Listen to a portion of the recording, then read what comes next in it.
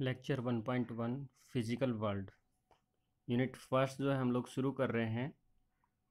अभी तक जो है हम लोग कैलकुलस पढ़ रहे थे। कैलकुलस पढ़ना इसलिए ज़रूरी है क्योंकि जैसे जैसे आप लोग फिज़िक्स पढ़ते जाओगे वैसे वैसे आपको पता चलता जाएगा कि कैलकुलस जो है वो कितना इम्पोर्टेंट था।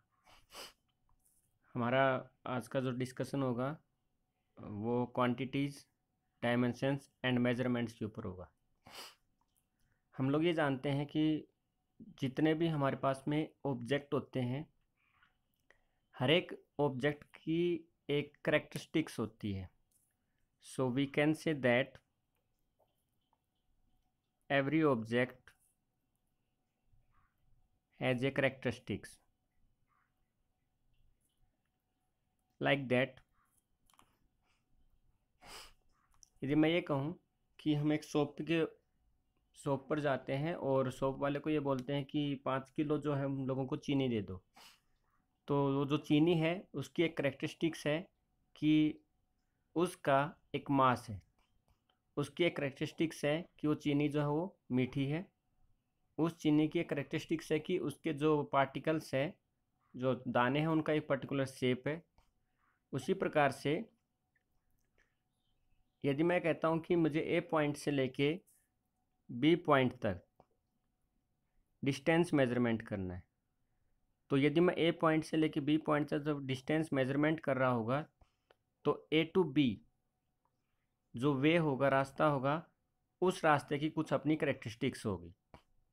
जैसे कि वो रास्ता जो है ऊबड़ खाबड़ हो सकता है, वो रास्ता जो प्लेन हो सकता है, कच्चा हो सकता है, या फिर रोड का डांबर का बना हुआ हो सकता है। इस प्रकार से यदि मैं ये कहता हूँ कि हम एक काम कर रहे हैं, तो जो काम होगा उस काम की एक पर्टिकुलर करेक्टरिस्टिक्स होगी कि वो इतने टाइम इंटरवल के बीच में हुआ और उस काम में हमने ये एक जो टास्क था वो परफॉर्म किया।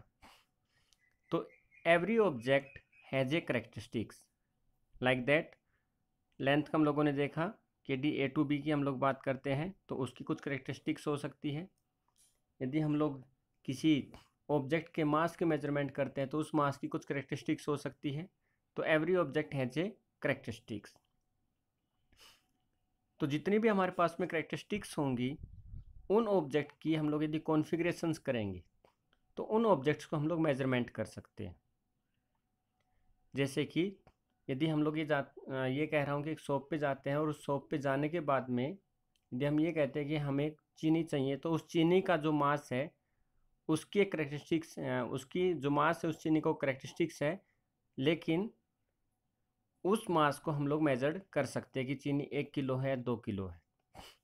उसी प्रकार से जब हम लोग ए पॉइंट से लेके बी पॉइंट पे जाते हैं तो ये जो डिस्टेंस है, ये जो लेंथ है, इस लेंथ को हम लोग मेजर कर सकते हैं।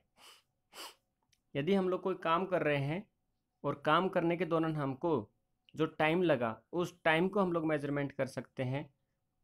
ठीक है, तो इस प्रकार से the quantities which can be measured, ठीक है, they are called the physical quantity.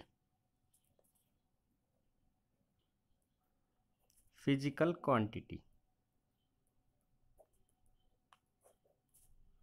तो the quantity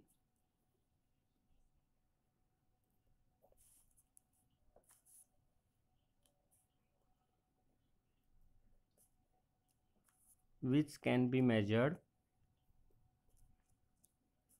are called physical quantity.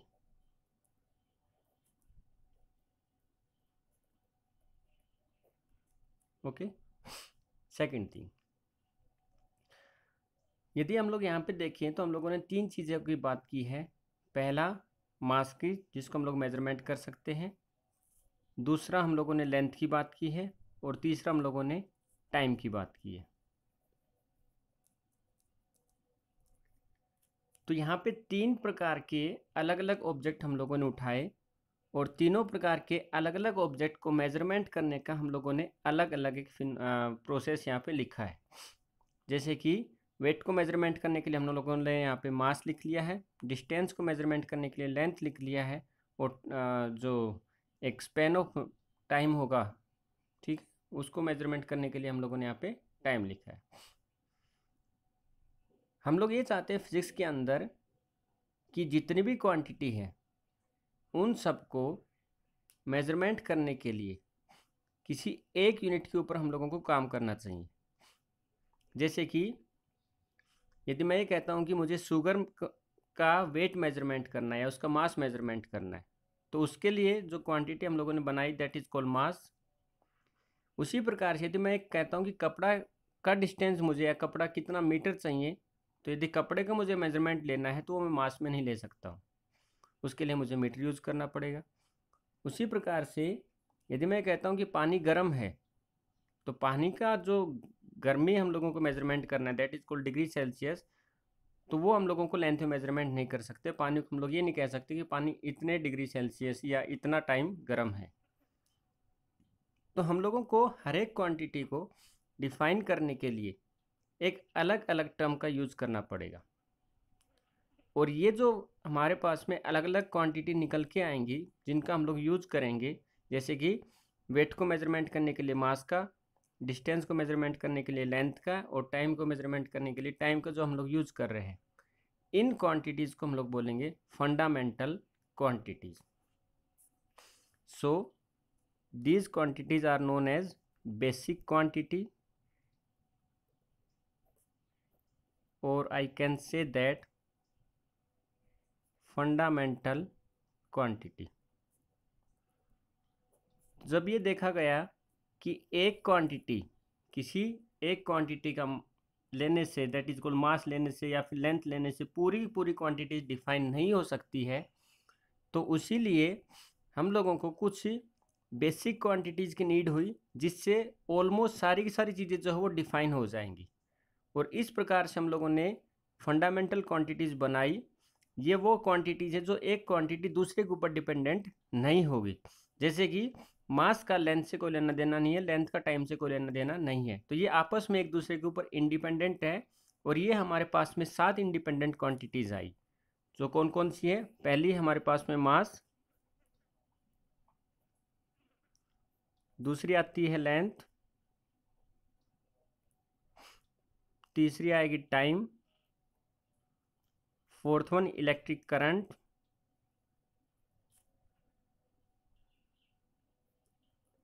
पांचवी आएगी टेम्परेचर,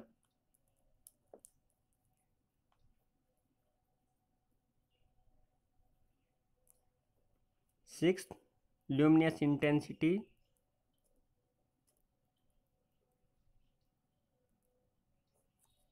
और सेवंथ आएगा हमारे पास में अमाउंट ऑफ सब्सटेंस।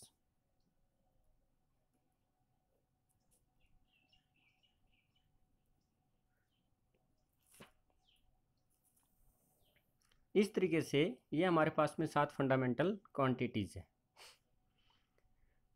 बच्चों, यदि मैं ये कहूँ कि ये जो क्वांटिटीज़ है, इन क्वांटिटीज़ को जब हम लोग मेज़रमेंट करते हैं, तो उन क्वांटिटीज़ को जब हम लोग मेज़रमेंट करते हैं तो उनका एक यूनिट के साथ में उनको बोला जाता है। जैसे कि मुझे 5 किलो चावल चाहिए, तो यहाँ पे जो चावल का मास होगा वो कितना हो जाएगा, 5 kg। ए से लेके बी तक का डिस्टेंस 20 किलोमीटर है, तो यहाँ पे जो लेंथ है डिस्टेंस, उसकी यूनिट क्या हो जाएगी, 20 किलोमीटर। हमारे पास घर में 5 एम्पियर का करंट आ रहा है, तो इलेक्ट्रिक करंट क्या हो जाएगी, क्वांटिटी, और उसकी यूनिट क्या हो जाएगी, एम्पियर। उसी प्रकार से ये पानी जो है, इस पानी का टेम्परेचर 50 डिग्री सेल्सियस है, तो यहाँ पे टेम्परेचर जो है वो क्वांटिटी हमारे पास में, और उसका डिग्री सेल्सियस जो हम लोग बात करें उसकी यूनिट हो जाएगी। ओके, तो इस प्रकार से हम लोगों को ये देखना है कि कौन सी टर्म जो है क्वांटिटी बनेगी और कौन सी टर्म जो है उसकी यूनिट बनेगी। तो यदि हम लोग कहें कि 5 kg चावल लेना है, तो kg जो उसकी यूनिट बनेगी, और चावल का जो मेजरमेंट है जिसको हम लोग माप रहे हैं वो उसका मास कहलाएगा। ए से लेके बी तक का डिस्टेंस 20 किलोमीटर है, तो यहाँ पे लेंथ जो क्वांटिटी है और किलोमीटर जो उसकी यूनिट हो जाएगी। तो यूनिट क्या हो जाएगी, यूनिट एक वो स्टैंडर्ड मेजरमेंट है जो उस क्वांटिटी को डिफाइन करता है। So what is the unit, it is a standard measurement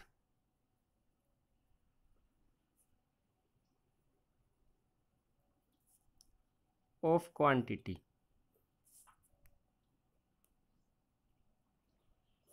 that is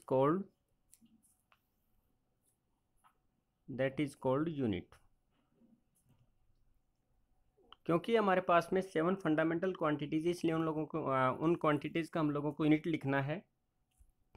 तो जो मास है उसकी यूनिट हमारे पास में बनेगी केजी, किलोग्राम। जो लेंथ है उसको हम लोग मेजरमेंट करेंगे मीटर में, टाइम को सेकंड में,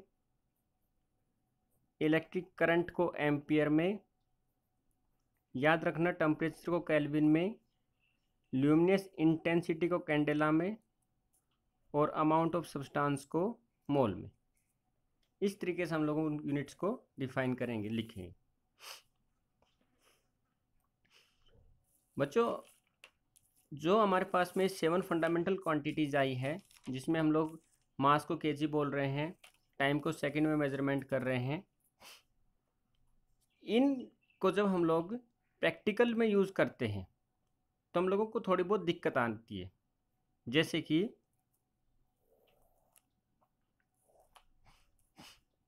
यदि मैं पूछता हूँ कि आपकी एज क्या है, तो आंसर आएगा कि किसी की as 15 years, 16 years, 16.5 years.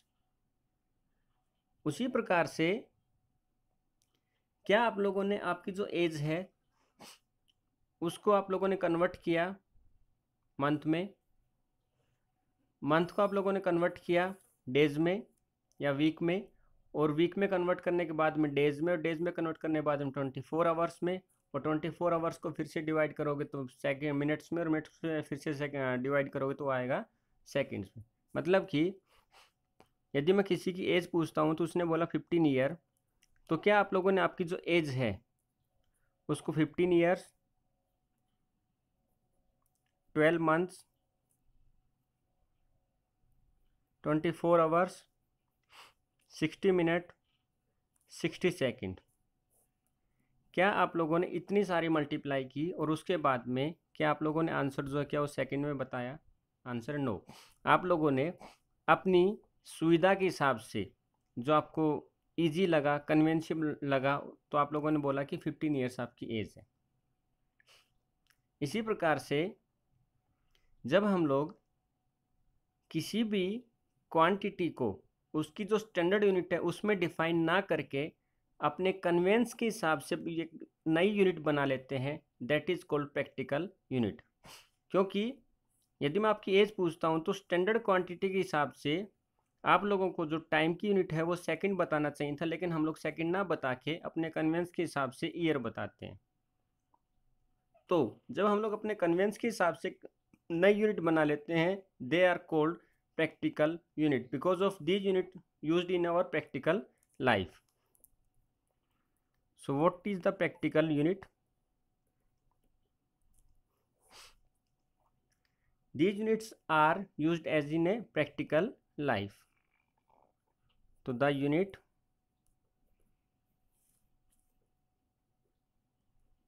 which uses in our daily life. ठीक है, ओके।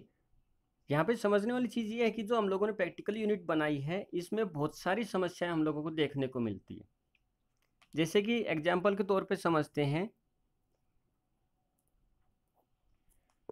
मान लीजिए एक जो ज़मीन है उसका मेजरमेंट हम लोगों को करना है। तो आप किसी पर्टिकुलर एरिया में ज़मीन का मेजरमेंट करने के लिए गए हो, लेकिन आप जो है प्रैक्टिकल यूनिट्स की बात करते हैं, तो वहाँ के जो लोग उन लोगों ने वहाँ जिस एरिया में आप लोग ज़मीन का मेजरमेंट करने के लिए गए हो, उन लोगों ने जो ज़मीन का मेजरमेंट करने के लिए जो वहाँ पे प्रैक्टिकल यूनिट उन लोगों ने जो बनाई हुई है वो है, मान लीजिए एकड़। एकड़ वो लोग जो है एकड़ को समझ रहे हैं, लेकिन पॉसिबिलिटीज़ है कि आप जो एकड़ को ना समझ के गज को समझते हो। ठीक है। हो सकता है कि कुछ और जगह जो यदि आपको जाना पड़े तो हो सकता है वो लोग बीघा की बात करें, जैसे कि इसको 2 बीघा ज़मीन है, 3 बीघा ज़मीन है। कुछ लोग बोलते हैं इसको 1 एकड़ ज़मीन है, 2 एकड़ ज़मीन है, कुछ लोग गज में बात करते हैं। तो चाहे हम लोग एकड़ में बात करें, गज में बात करें, बीघा में बात करें, इन तीनों ही केस में 3 अलग-अलग जगह के लोगों ने अपने हिसाब से लैंड का मेज़रमेंट करने के लिए एक प्रैक्टिकल यूनिट बनाई हुई है। कुछ लोग ज़मीन का मेज़रमेंट करने के लिए एकड़ का यूज़ कर रहे हैं जो उनकी प्रैक्टिकल यूनिट है, कुछ लोग गज़ का यूज़ कर रहे हैं जो उनकी प्रैक्टिकल यूनिट है। लेकिन चाहे हम लोग एकड़ की बात करें, गज़ की बात करें, बीघा की बात करें, तीनों ही केसेस में जो मेज़रमेंट हो रहा है वो हो रहा है यहाँ पे लैंड का। तो ये जो प्रॉब्लम थी, ये बहुत सारी प्रॉब्लम थी। मतलब कि कुछ लोग कुछ अपने अपने कन्वेंस के हिसाब से, यहाँ पे हम लोगों ने सिर्फ एक ज़मीन का मेज़रमेंट करने की बात की है। इसी तरीके से आप कुछ अलग अलग ऑप्शंस ले सकते हैं, कि क्योंकि हम लोग ये देखते हैं कि हमारी डेली लाइफ में बहुत सारी चीज़ें ऐसी होती हैं जहाँ पे हम लोगों को नापना पड़ता है। जैसे कि यदि आप एक शॉप पे जाते हो और कपड़ा खरीदते हो, तो कुछ लोग बोलते हैं कि कपड़ा जो है वो इतने मीटर के हिसाब से हम लोग देंगे। तो कुछ लोग स्केल रखते हैं 1 मीटर मेजरमेंट करने के लिए। कुछ लोग जो अपने हाथ को एक लंबा करते हैं और इस तरीके से 1 मीटर नापते हैं, आप लोगों ने देखा होगा मार्केट में। लेकिन उसमें प्रॉब्लम ये थी, किसी का हाथ छोटा हो सकता है, किसी का हाथ बड़ा हो सकता है।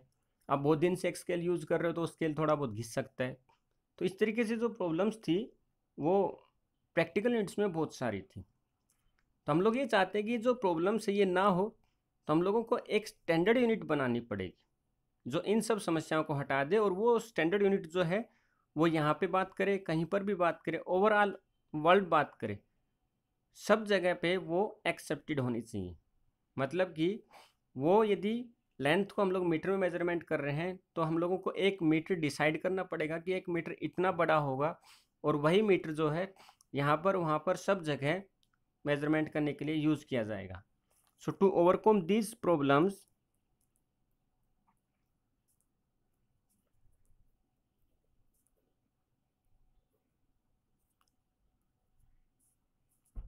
we need a standard measurement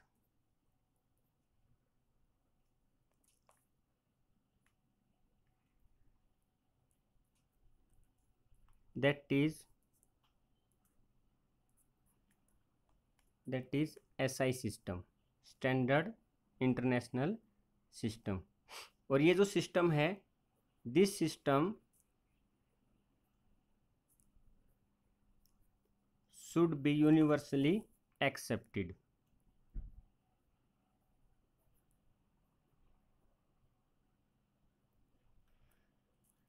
क्योंकि बच्चों हम लोग ये जानते हैं कि कोई भी यूनिट बनाना इतना आसान नहीं है कि जो पूरे के पूरे जो कंट्रीज़ है, हमारे जो अर्थ है, वर्ल्ड है, वो उसमें यूनिवर्सल हो जाए। इसलिए यदि हम लोग बात करें तो कुछ देशों ने अपने अपने हिसाब से जो है यूनिट बना के रखी हुई है। जैसे कि हम लोग ये जानते हैं कि जो इंग्लैंड है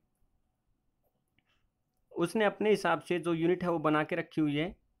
तो जब वो लोग मेजरमेंट की बात करते हैं तो वो लोग बोलते हैं कि जो लेंथ होगी उसको वो लोग मेजरमेंट करेंगे, तो उसको मेजरमेंट करेंगे फुट में। जैसे कि हम लोग बोलते हैं 1 मीटर, 2 मीटर, 1 किलोमीटर, 2 मीटर। तो यदि वो लोग लेंथ को मेजरमेंट करते तो वो उसको मेजरमेंट करेंगे फुट में। फुट का स्केल हम लोग आज भी यूज़ करते हैं, क्योंकि हम लोग ये जानते हैं कि फ्रीडम होने से पहले जो हम लोग जो उन लोगों अंग्रेज़ों ने जो हम लोगों को शिक्षा दी थी, उसी शिक्षा की पद्धति पे हम लोग चलते आ रहे हैं। तो फुट का हम लोग आज भी यूज़ कर रहे हैं। वो लोग मास को यूज़ करते हैं पाउंड में, और ये जो 1 पाउंड होता है ये अप्रोक्सीमेटली 450 ग्राम का होता है। उसी प्रकार से टाइम को मेजरमेंट करने के लिए वो सेकंड का यूज़ करते हैं। तो लेंथ को मेजरमेंट करने के लिए उन्होंने फुट का यूज़ किया, मास को मेजरमेंट करने के लिए पाउंड का, टाइम को मेजरमेंट करने के लिए वो लोग सेकंड का यूज़ करते हैं। तो इस प्रकार से उन्होंने अपना एक सिस्टम बनाया हुआ है, that is called FPS, foot pound system, sorry foot pound second system. दूसरा, क्योंकि इंग्लैंड और फ्रांस के लोग आपस में बहुत अच्छी बॉन्डिंग नहीं उन दोनों की, इसलिए वो लोग जो इंग्लैंड का जिस यूनिट को एक्सेप्ट कर रहे हैं, तो वो लोग उस यूनिट को एक्सेप्ट नहीं करके उन लोगों ने अपनी एक अलग सी यूनिट बनाई हुई है। तो जो फ्रेंच लोग हैं वो लेंथ को मेजरमेंट करने के लिए यूज़ कर रहे हैं सेंटीमीटर का, मास को मेजरमेंट करने के लिए वो यूज़ करते हैं ग्राम का, और टाइम को मेजरमेंट करने के लिए वो यूज़ कर रहे हैं सेकंड का। तो उन्होंने अपना एक नया सिस्टम बनाया हुआ है, that is called French system, and this is known as CGS, centimetre gram second system. इसके बाद में बच्चों हम लोग कुछ और देखेंगे कि कौन कौन से जो सिस्टम है वो लोग यूज़ करते हैं, और किस प्रकार से इन सब सिस्टम्स को अपडेट करके हमारे पास में एक SI सिस्टम आया, और वो SI सिस्टम जो था वो यूनिवर्सली एक्सेप्टेड है, और उसी SI सिस्टम को यूज़ करके हम लोग आज के जो वर्ल्ड है उसमें जो बिजनेस करते हैं उसी भी यहाँ पे हम लोग बिजनेस कर पाते हैं SI सिस्टम के ऊपर। ठीक है, ओके।